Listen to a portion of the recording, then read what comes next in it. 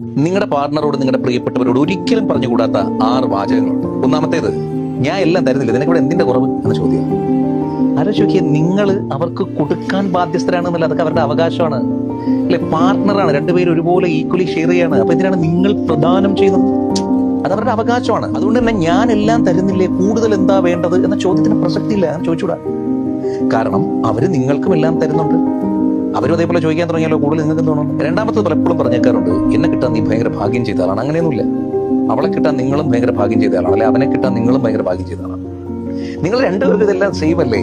നിങ്ങളെ കിട്ടാൻ ഒരാൾ എന്തിന് ഭാഗ്യം ചെയ്യണം?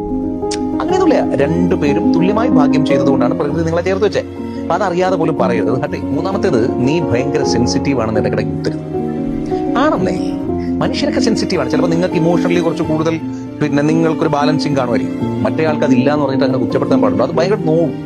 സെൻസിറ്റീവ് ആയിക്കോട്ടെ, നല്ല മനുഷ്യരൊക്കെ സെൻസിറ്റീവ് ആണ്. നിങ്ങളും ഈ പറഞ്ഞ ഇമോഷണൽ സ്റ്റെബിലിറ്റിക്ക് വരുന്നതിന് മുൻപ് നിങ്ങളും സെൻസിറ്റീവ് ആയിരുന്നു. നമ്മളൊക്കെ കുഞ്ഞുനാൾ മുതലേ സെൻസിറ്റീവ് ആയിട്ട് ജീവിച്ച് വളർന്നവരല്ലേ. അപ്പൊ അത് നമ്മൾ പഠിപ്പിച്ചു കൊടുക്കേണ്ട വേണ്ട. ഇങ്ങനെ സെൻസിറ്റീവ് ആകാതെ നമുക്ക് ഇങ്ങനെ ചെയ്യാം.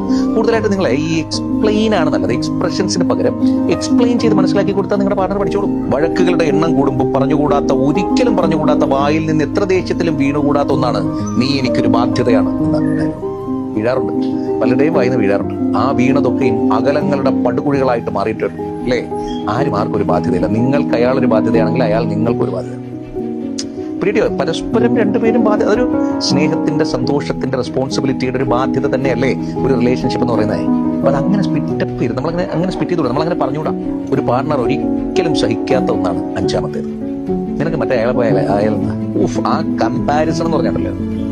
ചിലപ്പോൾ എനിക്ക് തോന്നുന്നത് എല്ലാ പുരുഷന്മാരും സ്ത്രീകളും ഒക്കെ ചില സമയങ്ങളിൽ സ്വാഭാവികമായി ഒരുമിച്ച് കുറേ നാൾ ജീവിക്കുമ്പോൾ വായന വീണു. അങ്ങനെ വീണിട്ടുള്ളതിനൊക്കെയും ക്ഷമ ചോദിക്കാനും കൂടിയുള്ളൊരു വീഡിയോ ആയിട്ട് മാറട്ടെ. ഞാനും എന്റെ ഭാഗത്ത് നിന്ന് വേദനിപ്പിച്ച് എന്റെ പ്രിയപ്പെട്ടവരോട് മാപ്പ് ചോദിക്കുകയാണ്. നിങ്ങൾക്കും അതിനാകട്ടെ.